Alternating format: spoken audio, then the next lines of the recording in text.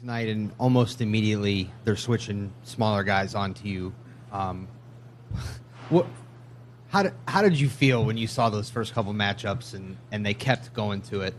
What kind of lift did that give you?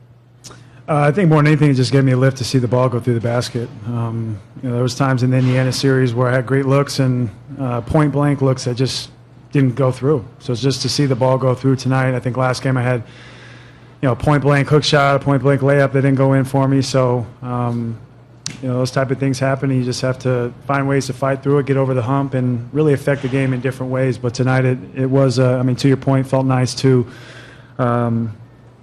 see those mismatches or even see the big out on the perimeter on me, whether it was Valanciunas or Siakam or, Pirtle, whoever it was, just cut them and get some easy buckets. So that got me going early, and Braun was looking for me, and those guys helped me through it. Right middle.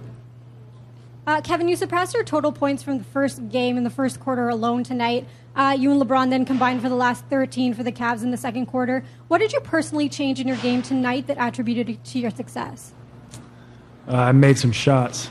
As simple as that. I know it's funny to say, but I've had a lot of great looks and really uncharacteristic misses from me. It's not like I forgot how to play the game of basketball. I go out there every night and fight and try to help this team win. And tonight just wanted to affect the game in different ways. And to Joe's point, seeing the mismatches tonight and trying to take advantage of those in the post, or whether I caught it out at the the pinch post or a little bit off, and just went to work. Front right, Dave. Kev, you and Ty Lue have been through a lot over the years. What's the dialogue like when there's a back and forth? And, you both have probably evidence that supports your side of playing you at the 5 or playing you at the 4. And how do you take that conversation and then move forward together as a team? Yeah, between us, there's obviously a mutual respect. He's helped me so much in my stint here with Cleveland in the past 4 years. But, sometimes you're going to butt heads. And, it's my entire life and, my entire pro career, this being my 10th year, I've spent the majority of my time at the 4 position, at the power forward position. But, he sees something out there in me at the 5 spot. And I guess, especially on the offensive end, when I have my game going, he wants me to take advantage of that. So I've always tried to do as best I can in I guess the area of willingness to sacrifice for this team. And sometimes I'm going to have a little bit of pushback, and I think that's in some cases healthy. But I respect Ty, I love Ty, and I think it's good for us, and I'll do whatever it takes for this team. Back right. Chico Sean, CBC Sports. Kevin, like you said, you played the power forward position for so many years. How's this transition been, trying to fit into that role as a center again to help your team going forward? Yeah, well, I was thrown into that early in the season, and kind of had to learn on the fly. And we had a lot of success, and sometimes it didn't look so good. But I think this is something that has worked for us, and something that the coaching staff and a lot of players like to see, because there's freedom in the offense. There's a lot of spacing, and I think we're able to take care of or take advantage of mismatches in a lot of cases. So we're, like I said, a lot of guys are willing to do what it takes on this team. I think everybody 1 through 15, and these were 2 big wins for us because we're able to do that. Front right, Jason. When you look at how difficult some of the first games were against Indiana, and now you guys seem to have some momentum building, and you're starting to get it rolling.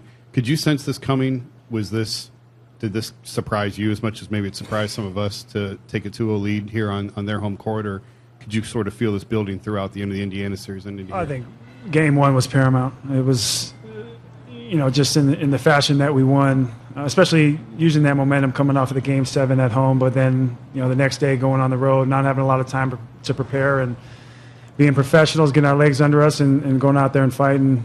Even when they took a double-digit lead in the second half, we fought back.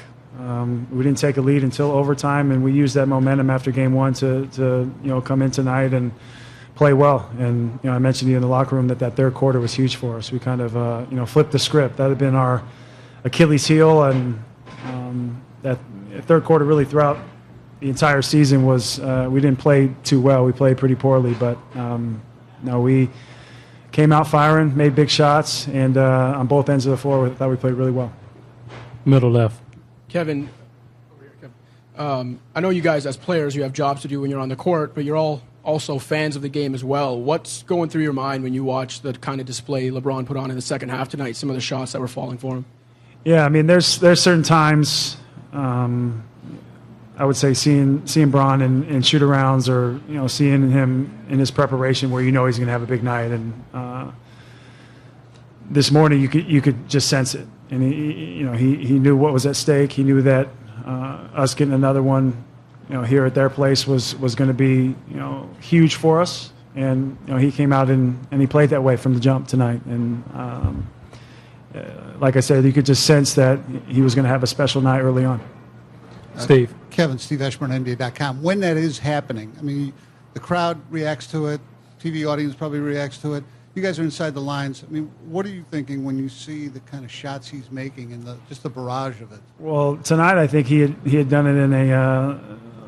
I'm not saying he hasn't done it before, but in my eyes it was just in a different fashion. I mean, so much of the time he's playing downhill. He's getting to the free throw line and getting and ones. And I know he hit a number of shots in that fashion, but.